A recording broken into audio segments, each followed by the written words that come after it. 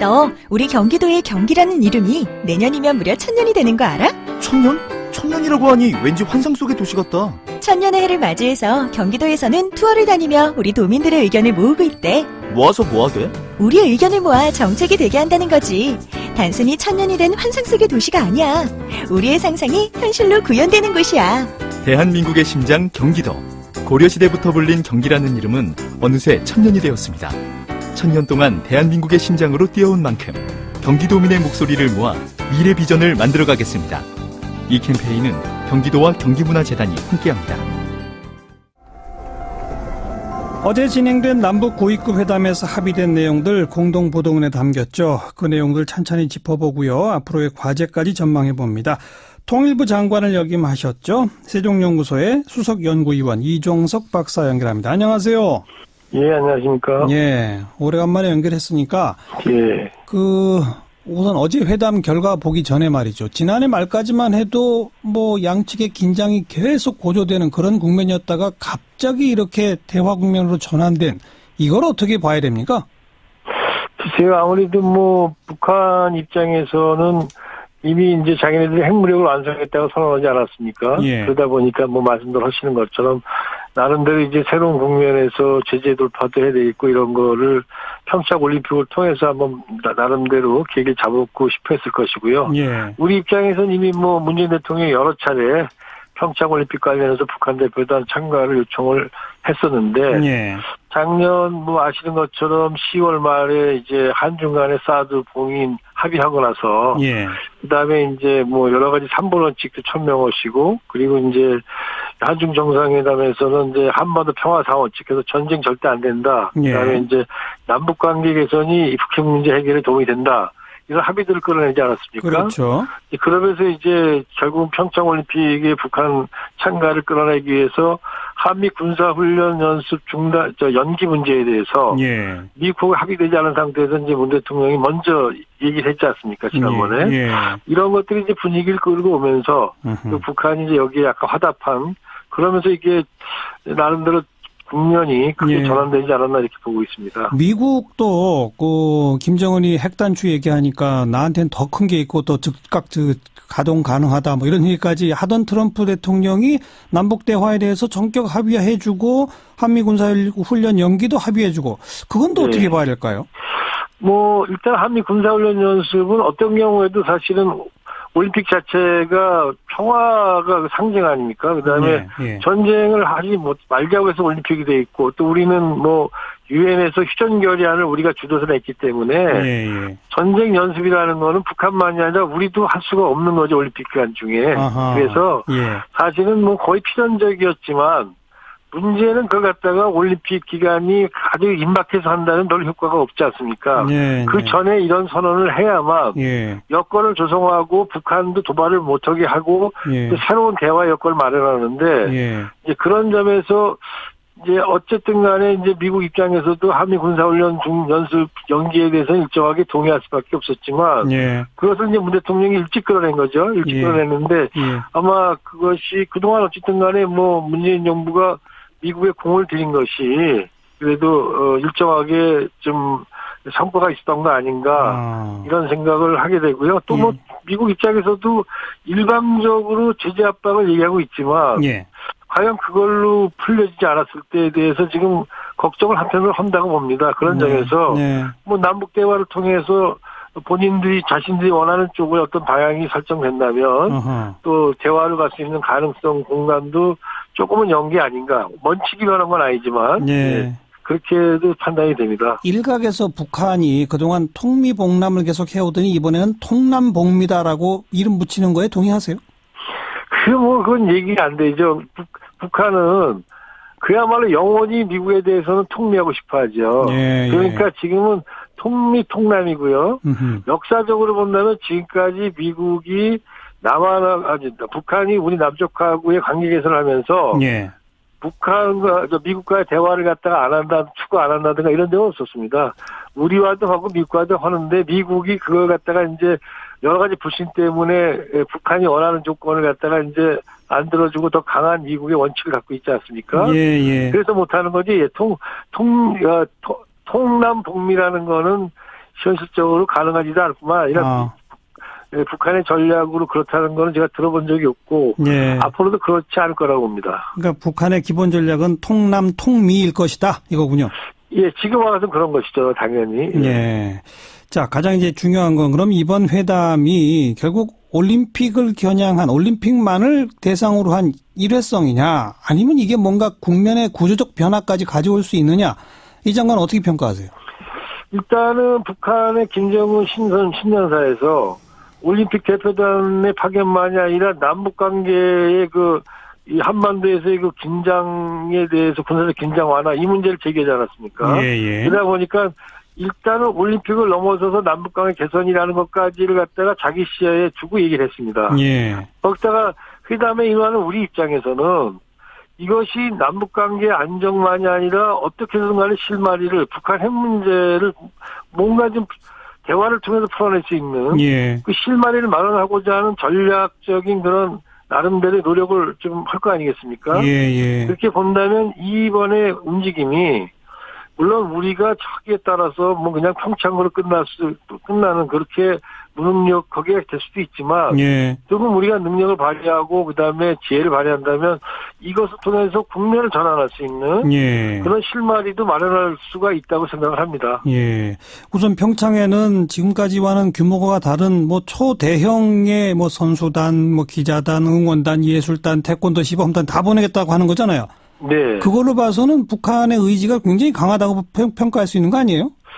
그렇죠. 지금 김정은 위원장이 신년사에서 보여주고 있는 틀은 어쨌든 간에 물론 자기들이 제재를 어떻게 돌파하고 싶어하는 이런 의도 갖고 있죠. 우리 그거 다 알고 있지 않습니까? 예, 예. 그러나 하여튼 그거를 전제로 했을 때 기본적으로 그러나 남북관계나 이런 것을 갖다가 나름대로 전환시키겠다는 의지는 단순한 전술적인 수준이 아니라 좀 전략적 틀을 갖고 지금 전환을 모색하고 있는 거는 사실인 것 같습니다. 네.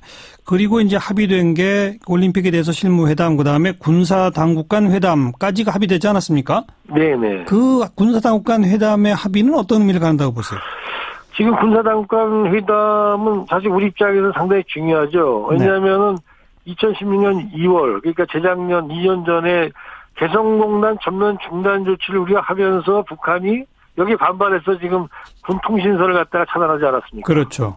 그런데 그러다 보니까 남북 관계에서 사실상은 우발적 사태를 관리할 수 있는 어떤 선도 존재하지 않게 됐지 않습니까? 네. 그래서 이걸 갖다 복원한다는 거는 상당히 중요했지만 북한 네. 입장에서는 최고 지도자 결정 없이는 불가능한 상황이란 말이죠. 예, 예. 근데 이게 지금 다시 됐기 때문에 적어도 우리가 남북한 간의 우발적 충돌 방지를 위한 중요한 기제를 다시 가동한다. 또 이런 가동 자체가 한반도에서 군사적 긴장을 완화하는 쪽으로 가는 거를 의미하는 거기 때문에 예. 저는 이게 남북관계의 안정적 관리 이 부분에서 예. 우리에게 좀 중요한 의미를 주고 있다고 생각합니다. 그 군사당국 간 회담이 열리면 우리는 뭘 요구해야 하고 북한은 뭘 요구할까요?